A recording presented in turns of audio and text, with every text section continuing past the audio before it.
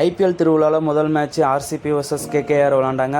Toss win பண்ண RCB bowling choose பண்ணியிருந்தாங்க. கேகேஆரோட ஓப்பனிங் பேட்டரான குயின்டன் டீகாக் மற்றும் சுனில் நரேன் வந்தாங்க. சுனில் நரேன் தன்னோட பங்குக்கு 44 ரன்னும், டீகாக் பெரிய லெவலில் ரன் ஸ்கோர் பண்ணினாலும் 2 கொடுத்த ஒரு சான்ஸை அவர் மிஸ்யூஸ் பண்ணிட்டாருன்னு தான் சொல்லணும். 4 ரனில் தன்னோட விக்கெட்டை விழுந்து வெளியேறினார். அடுத்து வந்த கேப்டன் நாக் அப்படிங்கிற மாதிரி ஒரு 56 ரன் அடிச்சு தன்னோட டீமுக்கான ஸ்கோரை உயர்த்துறதுக்கு அஜின்கே ரஹானே ஹெல்ப் பண்ணார். அடுத்து வந்த பெரிய பேட்ஸ்மேன் யாருமே பெரிய லெவலில் ரன்ஸ் கோபிக்கலனாலும் ரகுவன்ஷி தன்னோட பங்குக்கு 30 ரன்கள் எடுத்திருந்தாங்க. பெரிதும் எதிர்பார்க்கப்பட்ட ரிங்கு சிங் மற்றும் ரசல் 2 பேருமே அவங்களோட 12-14 அப்படிங்கிற ரன்னில் அவங்களோட விக்கெட்டை இழந்து வெளியேறினார். வெங்கடேஷ் ஐயர் 4 ரன்னில் தன்னோட விக்கெட்டை இழந்து வெளியேறினார்.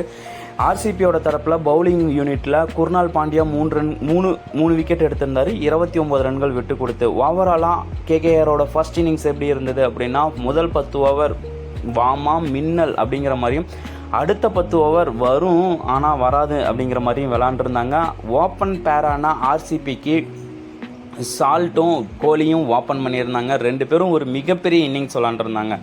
ஆமாம், சால்ட் 56 ரன்களும் விராட் கோலி 59 ரன்கள் எடுத்து கடைசி வரையும் நாட் அவுட்டாக உள்ள நின்றிருந்தார்.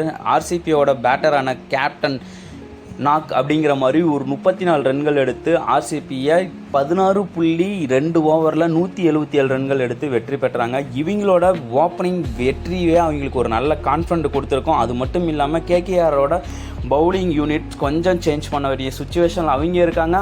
அட் சேம் டைம் ஆர்சிபியும் அவங்களோட பேட்டிங் யூனிட்டை பற்றி கொஞ்சம் கன்சிடர் பண்ண வேண்டிய நிலைமையில் இருக்காங்க.